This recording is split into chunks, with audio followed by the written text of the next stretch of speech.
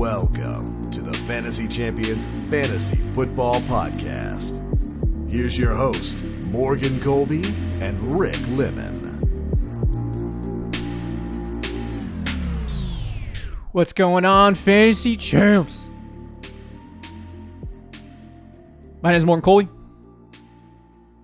Rick Lemon is not with me on this episode. He will be doing the next show that we release, which is a mock draft 5.0. I'm not sure what he did for it. That's going to be kind of a surprise for me, I guess. I don't know how he structured it. So be sure to check that show out, because I will be. I got to figure out what he's saying over there so that I don't look like an idiot. But he's mock drafting. So he will be back with us in the subsequent episodes next couple weeks.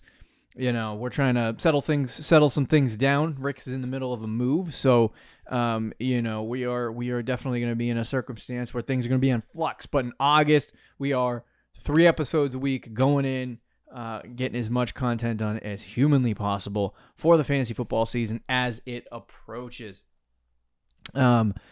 Next week is training camp, and a lot of training camps will start up.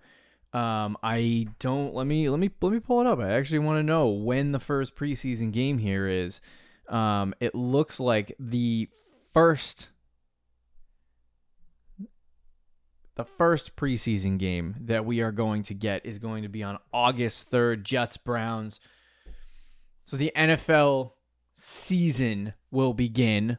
For the most part, the preseason at least, will start on August 3rd, August 10th. The rest of the games will begin.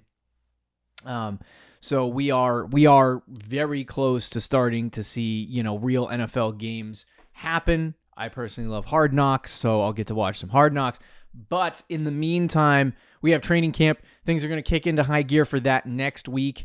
And we're very close, very, very close to the NFL season starting. So I can taste it. I can feel it. But the most exciting thing and the most exciting time of the year for fantasy football people is draft season.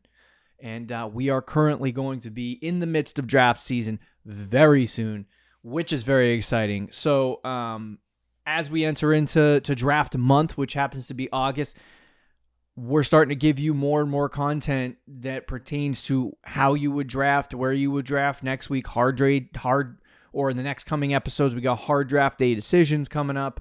We got some guys that, we like as potential league winners coming up in an episode.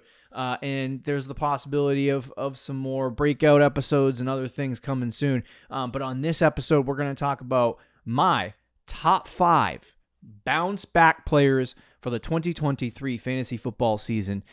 And it is going to be a very interesting show. These are 5 guys that maybe didn't have the best 2022, I should say, campaigns. But this year they're poised for a really big year, and to bounce back and have success. I always love this show because I think there are players in fantasy football that a lot of people draft with expectations and hype and excitement, and then they don't pan out. And the following season, people kind of get caught in the trap of thinking that they're not very good players. So, and they got burned, and they're like, hey, I'm not going to draft that guy because he burned me. And I think the reality is you have to focus on drafting some of those players, because the reality is, just because they had one horrible or one season where they underperformed doesn't mean that they're not going to have a better performance in the future. So you really have to pay attention to that stuff, make sure things are good there. But I'm going to talk about my top 5, the 5 guys that I think are going to be bounce back players for the 2023 fantasy football season. Before I do that, check out our website, fantasychampions.com. Follow us on Twitter, Instagram, Facebook, TikTok. If you're listening on Apple Podcasts, Spotify, Stitcher, or any other podcasting platforms, please leave a review. Share this podcast with your friends. If you're watching on YouTube, subscribe. Click the bell for notifications. Like and comment down below a guy that you believe is going to be a bona fide bounce back player this year.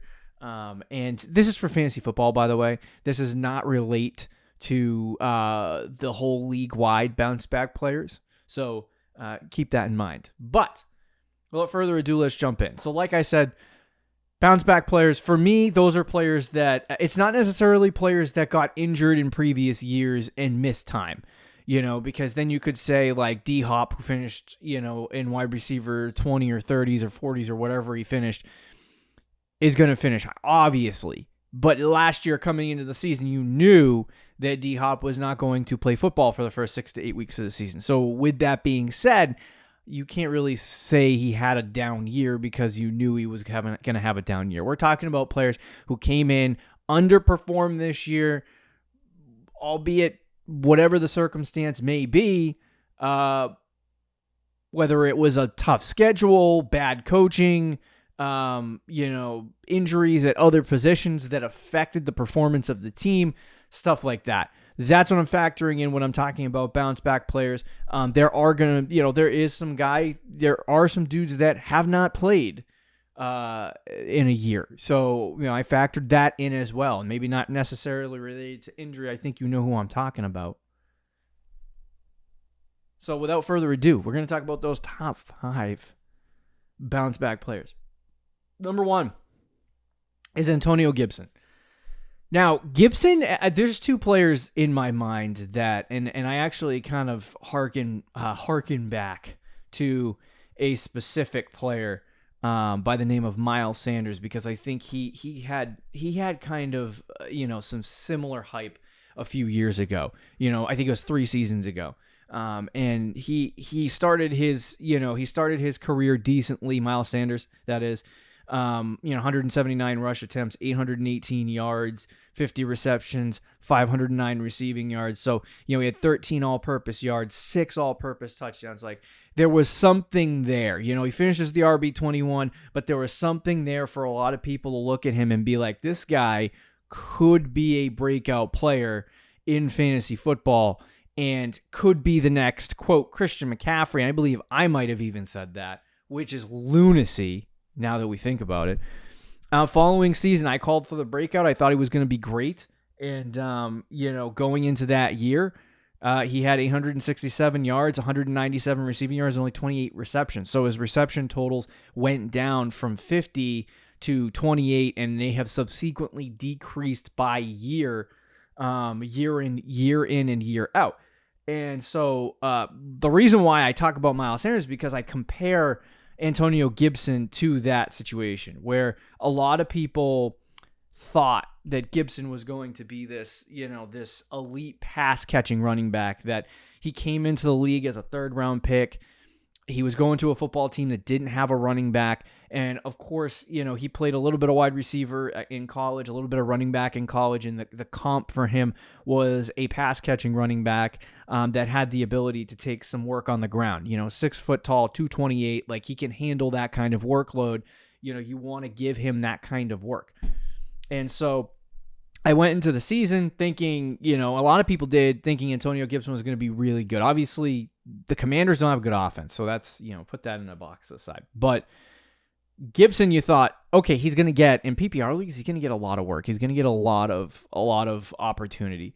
First year he comes in, 149 rush attempts, 546 yards, not a great yards per carry. Remember, he was a lot of receiving in college. That was his main thing.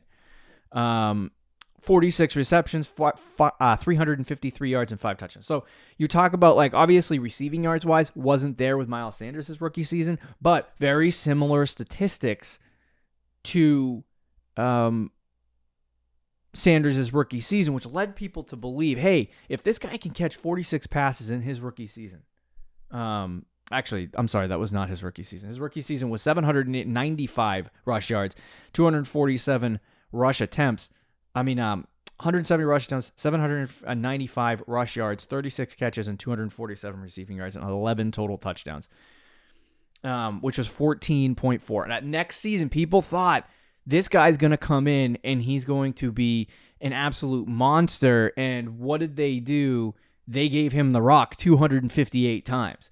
And he had 1,037 receiving yards, 42 catches, 294 yards, and 10 touchdowns, finishing as the RB17 on the season with 14.3 points per game. And so I think after that performance, I think there was a lot of people that thought, okay, there's something here with this kid. If the efficiency improves, there's a chance that he could ascend into a better, more efficient category. And I'm going to make this long story shorter here. But you look at the following season, going into 2022, I think a lot of people were like, this guy is going to break out. This guy is going to be elite. He's going to be good. And there was a lot of excitement leading into last year. And then they drafted Brian Robinson. And then all the Brian Robinson hype came in. And I think that kind of pushed Antonio Gibson down. They force-fed the rock to Brian Robinson when he came back. And it didn't look good rushing wise. I would say Gibson didn't look good rushing wise either. But it just wasn't a good all around attack. Last year finished with 11.1 fantasy points per game as the RB28. Only had 5 touchdowns. Only had 800 to 900 total yards. And he did increase in the receptions category and the receiving yards category, but nothing else really increased. In fact, it was a decrease, including the amount of games that he had played. So the thing for Gibson with me is that obviously RB28 is not what you're looking for. He underperformed his ADP. He underperformed where he was going. He underperformed in every aspect of the game last year, whether it was total touchdowns, whether it was rush yards, whether it was rush attempts, even the receiving yardage efficiency that he had was lower. So he was not efficient. He wasn't very good last year in fantasy football. And if you drafted him in the earlier rounds or in the first 6 to 8 rounds, you kind of got burned by Gibson at this point. And because of that, you're seeing Antonio Gibson now being pushed down into a range of, according to Player Profiler, an ADP of 99 on Fantasy Pros, probably in a similar area, probably maybe even in the hundreds. And because he burned people, Gibson is now being pushed down draft boards.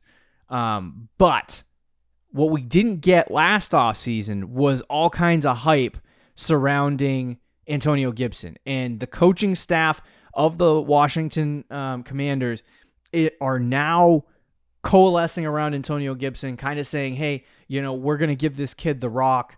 I believe they have Eric Bieniemy now as their offensive coordinator, and he's going to run their offensive system.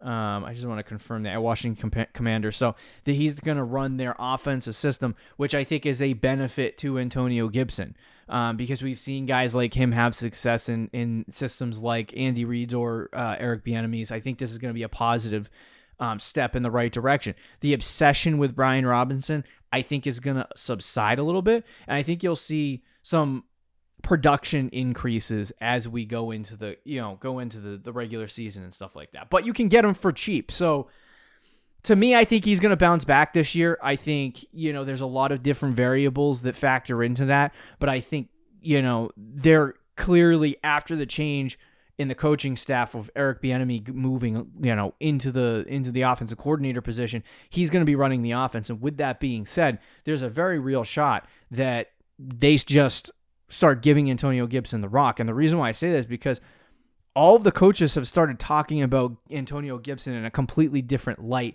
than they had in years prior. Now they're hyping him up and talking about him. And the actions in the past of the Washington, head coach and coaching staff had been, they kind of do what they say to the media. Last year, they hyped up Brian Robinson for months and months and months, and they came in the regular season. They gave him majority of the work in terms of rushing.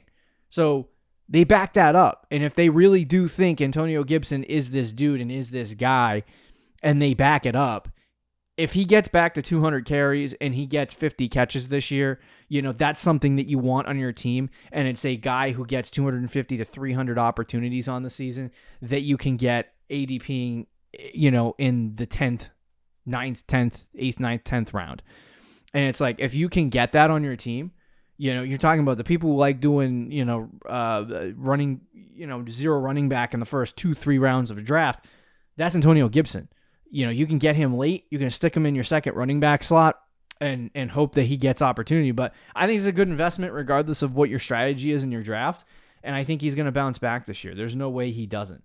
And I think, you look at, Miles Sanders kind of finally came on a little bit. We know what he is at this point, but like Antonio Gibson's kind of in that same boat. And like, I don't think he's going to be this RB1 breakout kind of player, but if he can get back to like that mid to low end RB2 range, I think you'll get more value than you would anything else. So, I think he's going to bounce back. I think he's going to be a good player. I think he'll get back to what he was, in 2021 and brush off the 2022 season as a whole. The next guy is Darren Waller. Now, Darren Waller had some issues last year with health and injury, but the reason why I put him on this list, because I don't necessarily want to put guys that just got hurt on the list, which is exactly what happened to Darren Waller. But in years prior, right, from his breakout year all the way to 2021, he had 13.8 fantasy points per game, which is a top 5 finish in fantasy football in 2019. 2020, he finished with 17.4, which was number 2 in the NFL. He finished with 12.1 the next season in 2021, which was tight end 6. So for 3 years, he was tight end 5, tight end 2, and tight end 6. He was a top 6 tight end for 3 straight seasons, and everyone loved him. Last year, efficiency-wise, he finished the season as the tight end 10, but he had finished with 9.4 fantasy points per game, which puts him in this kind of muddled area of tight ends, where a lot of guys finish between 7 and 9 in terms of points per game. So he kind of dropped off, where you're talking about 13.8, 17.4, 12.1 in the 3 previous seasons with the Oakland Raiders, Las Vegas Raiders. And he had that kind of efficiency. You did not see that last year, where he had 9.4 fantasy points per game. So because of that, there was a lot of different, even the air yardage went down. 877, 1161, 833 in the last 3 seasons. Last year he had 584 air yards. Like, he was not a guy that they targeted too much when he was in games. He played 9 games, only got targeted 43 times, which is totally different than what you've seen in years prior. In previous seasons, let me just pull up my calculator and do some quick math here. But when you look at in previous years, last year, 43 catches, he was averaging about 4.7 targets or 5 targets a game. The season prior, in the 11 games that he played, he had 93 targets, which averaged 8.4 targets per game. So to me, it's like he had literally a 3 to 4 target increase on the previous year. And so for me, it's like I look at Darren Waller, and obviously there was a decrease in production last year, and then something else happened. He got moved and traded to the New York Giants. So this is a guy that I think isn't just a bounce back player, but I think he's also being forgotten about a little bit. I think he's a dude that people are not thinking about really in fantasy football. Right now, the expert consensus has him sitting in the range of 7. Dallas Goedert, who is already on a, not really on a target-rich team with 2 wide receivers who are absolute studs. There's not a lot of good things there.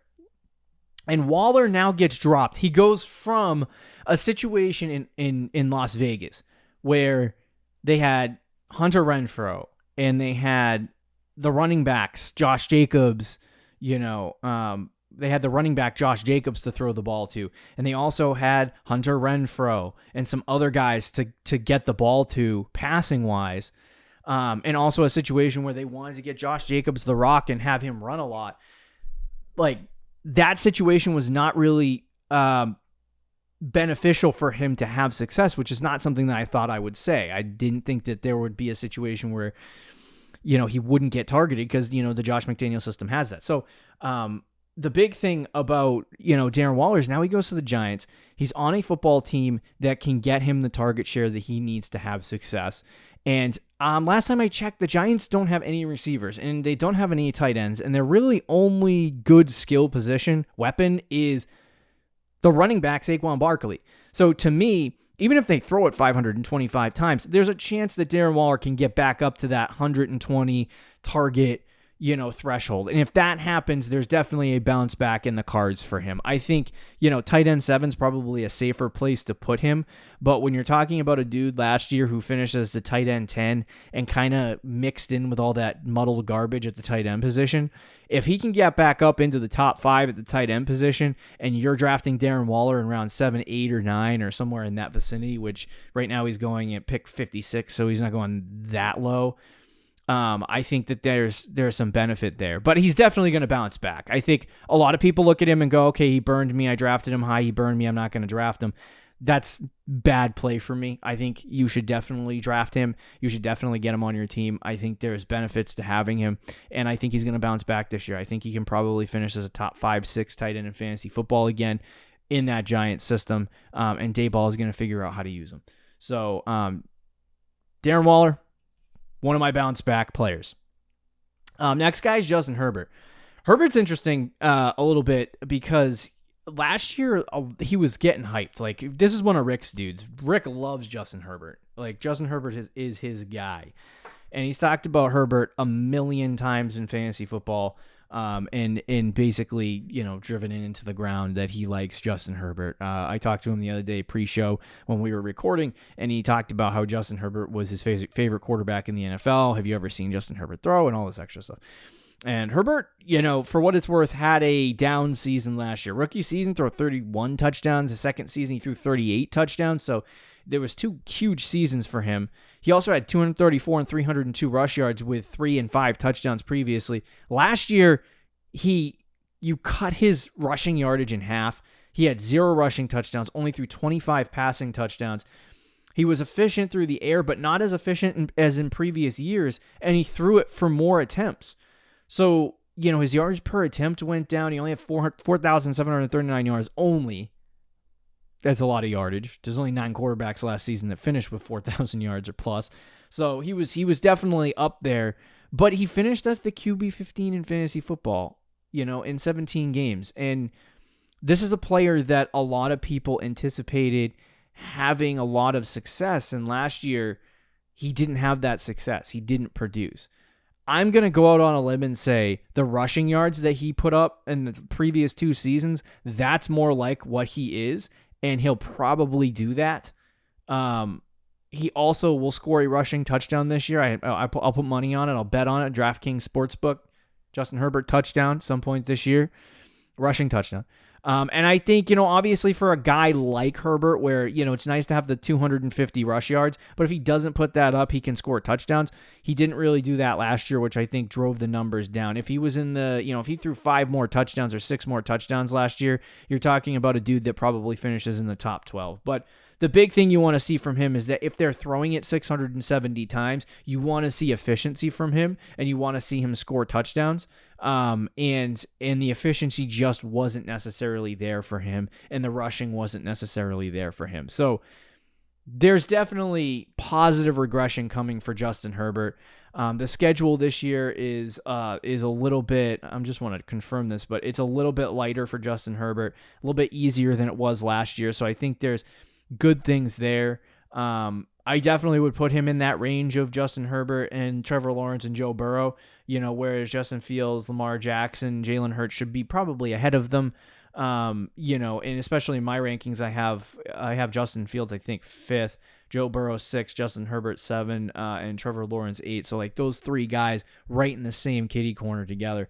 But I think Herbert's going to bounce back. He could finish as a top 5 quarterback in fantasy football, and that is a massive increase from QB 15 through 17 games to QB, 5 or 6 or 7 would be a big increase. So he's definitely a bounce back player for this season, and when you're talking about where he's going ADP wise, Herbert's going in the 5th round. So, I mean, if you want the quarterback early and all the rushing guys are off the board, he's a great pick there. But definitely bounce back player. Keep your eye on Justin Herbert. DeAndre Swift is the next guy that we have, and I love DeAndre Swift. The big thing for me is that he got traded, and we talk about, we're going to talk about him a little bit next week, I believe, but Swift bounced back. Swift has had an interesting career because he, he's only played in 13 or 14 games respectively in each season. He's always been hurt. And his first season, his second season, he was running back He was running back 15 rookie year, running back 8 his second season. And so he finally broke into that top 12 in fantasy football, finished with 16.1 fantasy points per game, only had 617 rush yards and 452 receiving yards, but he did have 62 catches on the year. I think Swift going to Philly, they like him, they traded for him, and they're clearly going to use him. I don't imagine that they would trade for him and then give Boston Scott the ball 100 times. I don't know that DeAndre Swift is going to get 200 rush attempts this year. You'd like to see it. He's never done it in his career. I don't know if he's got the size to do it, he's been injured so often, but he fits what Philly does, and they clearly wanted him. So they went out and got him. With the Lions last year, he played 14 games, had 99 rush attempts, 542 yards. He had 48 catches for 389 yards and 8 touchdowns. When he was on the field and playing, he was hyper efficient and really good. But the Lions just wanted to get 2 running backs involved. And the Eagles obviously do that a lot. They like to get multiple backs involved. But I think what Miles Sanders was to them in the passing game decreased over time. I don't think they like how efficient he was. If he gets to 50 catches or more this year and then also rushes 150 to 200 times, he's definitely going to get back into that top 12. I think he can bounce back from running back 15 this year, have a really good season in a good Eagles offense. He's going to score touchdowns. He's going to have success in that facet. I think he'll probably get up to like 8 to 10 touchdowns this year, which I think would be positive for him. And it's going to be it's not really a super target-rich environment because they get a lot of the balls to Devonta Smith and a lot of balls to A.J. Brown. But I think there's going to be something here for him in terms of pass catching and a role in that facet. So going from the Lions offense to the Eagles offense, I think they're going to use him the same way they use Miles Sanders, maybe a little bit more. But I think because Swift is a talented, good, efficient player, I think it'll work more positively for the Eagles with DeAndre Swift than it did with Miles Sanders, because I think Swift obviously is the better player. So I expect to bounce back from DeAndre Swift. I think he's not going to finish as the RB15. He'll probably finish as the, RB12, 10, somewhere in that range. And that's, for a lot of people, that's probably hot take-ish. I have him ranked a lot lower than where I just kind of projected him out. I've meant running back 19. But he's cheap. You know what I mean? He's another one of those guys like Antonio Gibson where you can kind of get him on the cheap and stick him on your team and hope that he has success. So excited about DeAndre Swift. We only got one more guy to go, and that is the guy who has sat out for a century. So I can't even give you stats. So I'll just tell you. It's Calvin Ridley. Calvin Ridley was on the Atlanta Falcons. He had a super good season the last time he played football, but he made his bet. He invested in the wrong bets, and they suspended him for a whole freaking season. And while I think that was a little extreme, he obviously didn't want to play for Atlanta anymore. He took time off, and during that time off, he made a bet. In an NFL game, and they suspended him obviously for, betting on games. And I think it was kind of stupid that they gave him a whole year when there's domestic violence, people who violate that. And, like Kareem Hunt, for example, and they only miss 6 to 8 games. And then you have Calvin Ridley, who bets on a game and gets a whole year suspension. There's just not, I don't know. There's no symmetry there in the suspension situation. Clearly they care more about their players playing with integrity than, having integrity in the first place and not having, run-ins with the law. They don't care what you do outside of football, but if you bet, you're going to get suspended longer than you would if you domestically abuse somebody. So that makes sense, NFL. But I think for Calvin Ridley, he's got a lot of interesting situations, coming forward. And after the whole situation with Atlanta and getting suspended, he got traded to the Jacksonville Jaguars, where he spent all season last year, basically out. But the bet was made I think they traded for a second round pick for him, but the bet was made for the Jacksonville Jaguars. Not to make a punny joke here about bets, but Calvin Ridley goes to Jacksonville with that quarterback onto a football team that desperately needed a wide receiver one, and they get it. And you saw like Trevor Lawrence, in college with really talented wide receivers do ridiculous stuff. And I think for him now having Calvin Ridley, this is a bona fide bet to work. Like the only team I can think of over the last couple years, Jalen Hurts got better and the Eagles went on a run last year after they got A.J. Brown in the draft, right? Mahomes always had Tyreek Hill. Obviously doesn't have Tyreek Hill anymore, but Josh Allen had some success and then they got him Diggs and he went off. And you just see other quarterbacks get these number one wide receivers and kind of take off. The only quarterback I can think of that didn't take off was when, Baker got OBJ with the Browns in that whole situation. So, I mean, to me, I kind of look at this situation. I look at, them going and getting Calvin Ridley. I think Ridley was a top 10 wide receiver in the NFL when he was healthy, when he was on the field, and when he was good to go. And I think he loves the change of scenery. I think he loves Jacksonville. I think he loves that he gets to catch passes from Trevor Lawrence. I think he's going to be motivated, ready to go. And I think when the season starts, there might be some rust that he needs to knock off, but I call him a bounce back player because he didn't play a snap last year. And I think he's going to bounce back this year, have a really big season. Might take a couple weeks for him to knock the rust off. But I think he'll have a really successful season, and Calvin Ridley is going to get force-fed the ball by Trevor Lawrence. So I will make that bet. I love it too. He is cheap as hell in fantasy football right now. Calvin Ridley currently is ADPing at 38.5. So, if you're talking about a dude, like last time he played, I'm not even joking, he had 143 targets, 90 catches in 2020 for 1,374 yards and 9 touchdowns. He had 2,063 air yards. 2,063. Finished as the wide receiver 4 on a football team that I think Matt Ryan was still there, but he wasn't very good. Justin Jefferson last year, for example, had 1,935 air yards, and he's never reached over 2,000 air yards.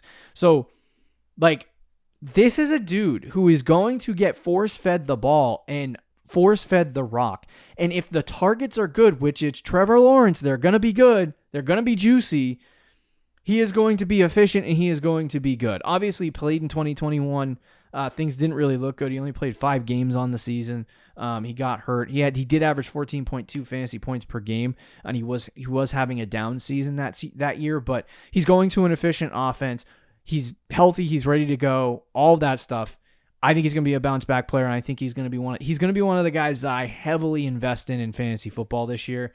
In drafts, and I love Calvin Ridley. I think there's good things coming for him. And realistically, Jacksonville, there's been some good players in their receiving core, but, because they had Christian Kirk, who had a good season last year. They had Zay Jones, who did decently, but it's going to be Calvin Ridley, and it's going to be his show. So get Calvin Ridley on your squads. But anyway, there you go. There's all the guys here. Antonio Gibson, Darren Waller, Justin Herbert, DeAndre Swift, Calvin Ridley. All these guys are going to bounce back. They're going to have big years. And you're going to see positive success for them going in the right direction. We got a lot more content coming towards you. See you next week, guys. Bye. Thank you for listening to the Fantasy Champions Podcast. Make sure you subscribe on iTunes and YouTube and follow us on Twitter @TheFFChamps.